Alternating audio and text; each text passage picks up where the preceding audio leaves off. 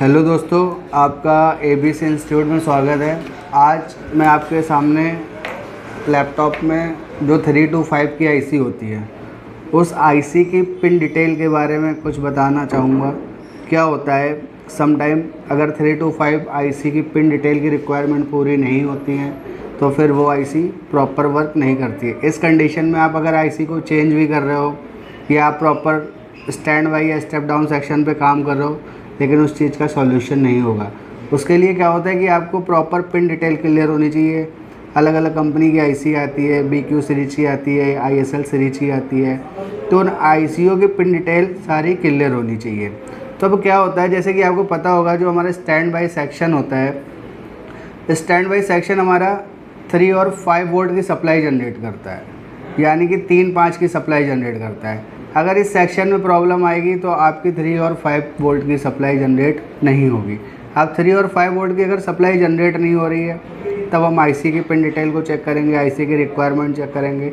यानी कि अगर हम बात करते हैं, जैसे कि अगर आपका एडाप्टर इन हुआ, आपकी 19 वोल्ट बन गई, लेकिन आपकी 3 और 5 वोल्ट नहीं बन रही है, आप बोर्ड को ऑन कर रहे हो लेकिन आपकी 3 और 5 वोल्ट नहीं बन रही है, तो इस कंडीशन में हम क्या करेंगे, इसकी पिन डिटेल को चेक करेंगे। यानी कि क्या क्या कौन कौन से पिन होती है और इसकी क्या क्या रिक्वायरमेंट होती है, कौन कौन से सिग्नल चाहिए होते हैं, या बोर्ड में चार्जर लगा हुआ है उससे पहले आईसी पे कौन कौन सी सप्लाई आएंगी। तो ये सारी चीज़ें आपको डिटेल में मैं समझाऊँगा, ठीक है। तो इसको समझने के लिए मैं आपको बोर्ड पर ले चल रहा हूँ। बोर्ड पर जो हमने आईसी बना रखी है और उसकी हम आपको पिन डिटेल में समझाएंगे। तो अब हम आपको बोर्ड पर बताते हैं कि 325 आईसी की जो पिन डिटेल होती हैं वो क्या होती हैं। यानी कि अगर हम बात करते हैं तो ये हमने 325 वोल्ट की आईसी बना रखी है। ये आईसी आपकी 25 पिन की आईसी है। अब इस आईसी की क्या क्या रिक्वायरमेंट है, क्या क्या रिक्वायरमेंट और उनको हम कैसे फिल करेंगे और कौन कौन सी सप्लाई आपको यहाँ पे मिलनी चाहिए वो मैं आपको बताऊँगा। तो आईसी की रिक्वायरमेंट के लिए सबसे पहले क्या होता है कि अगर इस आईसी को वर्क करना है, या कोई भी आईसी है उसको अगर वर्क करना है, तो उसको सबसे पहले चाहिए होती है विन यानी कि क्या होता है, वोल्टेज इन, यानी कि जो उसकी खुद की सप्लाई होती है, वर्क करने की सप्लाई होती है, तो इसको सबसे पहले विन चाहिए होती है। यानी कि अगर हम बात करते हैं तो आईसी की पिन नंबर 16 ये आपको दिख रही है, ये विन है। विन यानी कि इसकी वोल्टेज इनकी जो पिन होगी वो आपकी 19 वोल्ट से कनेक्ट होगी। यानी कि अगर जब आप 325 वोल्ट का सेक्शन चेक कर रहे हो और आपकी विन सप्लाई नहीं आ रही है तो ये आईसी वर्क नहीं करेगी। तो यानी कि अगर इस आईसी को वर्क कराना है तो सबसे पहले हम इसके विन की सप्लाई चेक करते हैं। अगर इसमें विन आ रही है, यानी कि इसकी इनपुट सप्लाई आ रही है, तभी आगे आईसी काम करेगी। तो क्या होता है, तो हम विन के ट्रैक को चेक करेंगे। विन के ट्रैक में क्या होता है, कुछ कंपोनेंट्स आपको मिलेंगे, रजिस्टर मिलेगा, कैपेसिटर मिलेगा, जो आपके 19 वोल्ट के ट्रैक से जुड़ा हुआ होता है। सम टाइम क्या होता है, ये जो विन की सप्लाई आपके कॉमन पॉइंट या करंट सेंसर रजिस्टर से आती है। उस कंडीशन में उसके ट्रैक में जो कंपोनेंट लगे हैं उनको आपको चेक करना है। मैं आपको स्कीमेटिक में भी बताऊंगा कि कौन कौन से कंपोनेंट लगे होते हैं और उनको हम किस तरह से चेक करते हैं। तो सबसे पहले आपको विन की सप्लाई चेक करनी है। अगर इसमें विन आ रही है तो जैसे ही इसमें विन आ जाएगी वैसे ही आईसी जो है आपकी वीरेज 3 और वीरेज 5 सप्लाई जनरेट करती है। वीरेज 3 क्या होता है, ये आपकी LDO सप्लाई होती है, ये आपको 3.3 मिलती है, 3.3 और 5 वोल्ट। अब क्या होता है, आपके मदरबोर्ड में अगर एडाप्टर लगा हुआ है तो आपको सबसे पहले क्या करना है, उसकी वीरेज सप्लाई चेक करनी है। यानी कि LDO सप्लाई चेक करनी है, 3 वोल्ट बन रही है या नहीं बन रही है, 5 वोल्ट LDO बन रही है या नहीं बन रही। किसी मदरबोर्ड में क्या होता है, LDO 5 सस्पेंडेड होती है, यानी कि बोर्ड ऑन होने के बाद बनती है, तो आपको 3 वोल्ट तो मिलेगी। और किसी मदरबोर्ड में क्या होता है कि आपको दोनों ही सप्लाई एक साथ मिल जाती है। तो हमने 19 वोल्ट चेक किया, 3.3 चेक किया और वीरेज 5 भी चेक कर लिया। यानी कि ये सारी पिनें हमारी ओके होनी चाहिए। चार्जर लगने के बाद ये सप्लाई आपको मिलनी चाहिए। इसके बाद क्या होता है, अगर ये सप्लाई आ रही है, आपने जैसे ही पावर बटन को प्रेस किया वैसे ही क्या होता है, इसको एक इनेबल सिग्नल मिलता है, और ये इनेबल सिग्नल आता है आपका IO से। यानी कि इसका इनेबल सिग्नल आने तक आपका जो पावर SRC है, यानी कि अगर हम बात करते हैं PSL लॉजिक है, वो प्रॉपर वर्क करना चाहिए।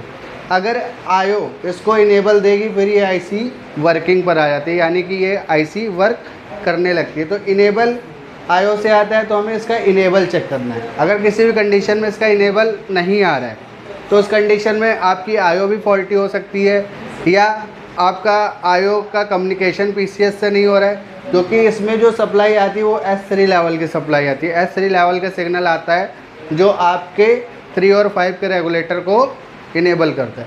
तो हमें यहाँ पर 3 वोल्ट सप्लाई मिलेगी, यानी कि अगर हम बात करते हैं तो इनेबल इसका 3 वोल्ट आना चाहिए।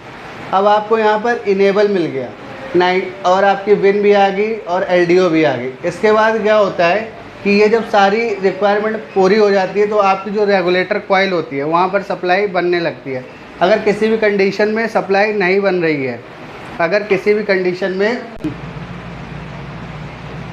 जैसे ही हम इनेबल का सिग्नल आ जाता है, चेक कर लेते हैं इनेबल आ गया, आपका विन आ गया, 3 वोल्ट वीरेज 5 वोल्ट वीरेज आ जाता है। इसके बाद हम क्या करते हैं, रेफरेंस चेक करते हैं। रेफरेंस क्या होता है, रेफरेंस आपका समथिंग 2 वोल्ट होता है।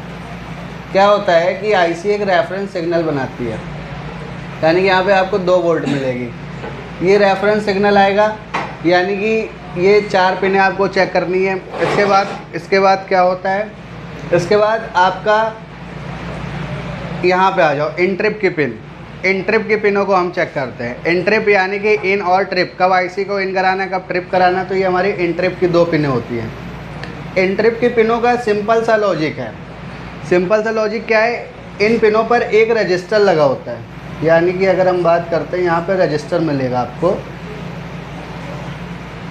अब यहाँ पे कितनी सप्लाई आनी चाहिए, यहाँ पे आप अपने हिसाब से भी निकाल सकते हो, अपने हिसाब से, यानी कि रजिस्टर की वैल्यू को निकाल के आप सप्लाई, जैसे कि यहाँ पर आपका लगा हुआ है 1.20 किलो ओम का, तो यहाँ पर आपको 1.2 वोल्ट मिलेगी। या मान लो आपका यहाँ पे लगा हुआ है 20 किलो ओम का, तो यहाँ पे आपको 2 वोल्ट मिलेगी। तो इस तरह से आप यहाँ पर एंट्रिप की पिनों को चेक करोगे। समटाइम क्या होता है, एंट्रिप की जो पिनें होती हैं इनके बीच में जो रजिस्टर लगा होता है ये ख़राब हो जाता है, ये अपनी वैल्यू को कम कर देता है। अगर ये अपनी वैल्यू को किसी भी कंडीशन में कम कर देगा तो आईसी की जो एंट्रिप की पिन है वो वर्क नहीं करेगी, और एंट्रिप की पिनें वर्क नहीं करेंगी तो यानी कि कहीं ना कहीं आईसी आपके 3 to 5 वोल्ट का जो रेगुलेटर है वो काम नहीं करेगा।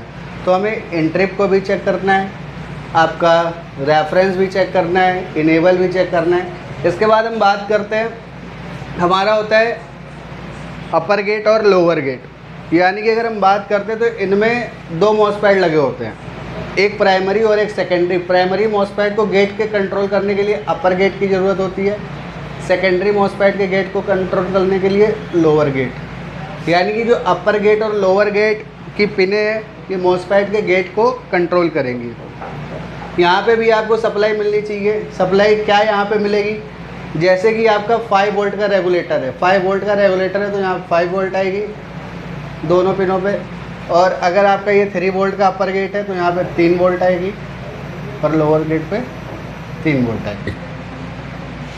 इसके बाद क्या होता है, जैसे ही ये सारी चीज़ हो जाती है इसका भी एक फीडबैक आता है, ये भी फीडबैक आपको चेक करना है, समथिंग 2 वोल्ट का होता है, तो ये फीडबैक आपको चेक करना है। आपने इतनी सारी पिनें चेक कर ली, इसमें अभी और भी पिन है, यानी कि 25 पिन की आईसी होती है जिसमें कम से कम आपको 15 पिनें चेक करनी पड़ती हैं। अगर आप 15 पिनों को प्रॉपर चेक करोगे तो आपको कहीं ना कहीं आईसी में जो फॉल्ट होगा वो आपको मिल जाएगा।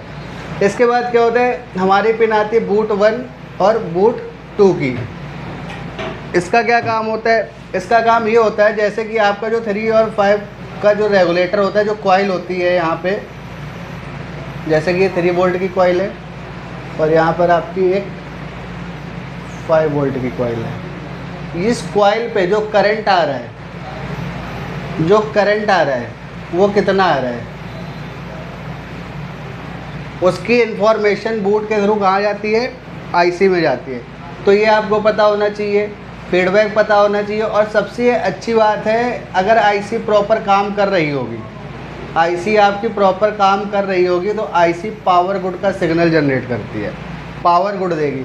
तो आप अगर ये सारी चीज़ें नहीं चेक करना चाहते हो तो आपको क्या करना है, विन चेक करो और पावर गुड। अगर आईसी पावर गुड नहीं बना रही है किसी भी कंडीशन में तो कहीं ना कहीं इसी आईसी में फॉल्ट है। या अगर आप कोई भी आईसी चेक कर रहे हो, अगर आईसी पावर गुड नहीं बना रही है यानी कि कहीं ना कहीं इस आईसी के इंटरनली सर्किट में प्रॉब्लम है, तो आप चाहे 3-5 के आईसी को चेक कर रहे हो, या रैम आईसी चेक कर रहे हो, या जीएफएक्स आईसी चेक कर रहे हो, या चार्जिंग आईसी चेक कर रहे हो, तो आईसी की आपको पावर गुड चेक करनी है, यानी कि पावर गुड आ रही है या नहीं आ रही है। अगर पावर गुड आ रही है तो आईसी प्रॉपर वर्क कर रही है।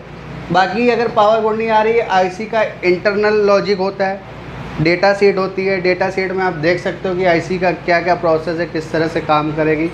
तो अगर आपके पास कोई भी मदरबोर्ड आता है और उसमें 3 to 5 वोल्ट की सप्लाई नहीं बन रही, 3 to 5 वोल्ट सप्लाई ना बनने के बहुत सारे रीज़न होते हैं। उसमें एक आपको इसको भी चेक करना है कि आपकी जो आईसी है वो प्रॉपर काम कर रही है या नहीं कर रही है। सम टाइम क्या होता है, पर्सन ये सप्लाई आईसी लेवल पे ये सारी सप्लाई चेक नहीं करते और वो क्या करते हैं कि आईसी को निकाला और दूसरी आईसी लगा दी।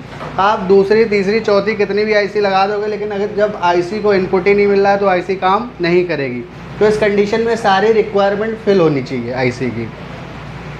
ये सारे रिक्वायरमेंट जो है आप नॉर्मली मल्टीमीटर से चेक कर सकते हो, सारी सप्लाई आपको मिल जाएंगी। और जो भी दिक्कत है उस कंडीशन में फिर आप आईसी की उस पिन को रिपेयर करोगे। Pin in the sense pin के ट्रैक में जो कंपोनेंट लगे हुए हैं, कोई भी कंपोनेंट हो सकता है, रजिस्टर, कैपेसिटर, ट्रांजिस्टर, मॉसफेट, उनको आपने चेक करना है और आपकी आईसी की रिक्वायरमेंट फिल हो जाएगी, आपकी 3 to 5 वोल्ट की सप्लाई बन जाएगी।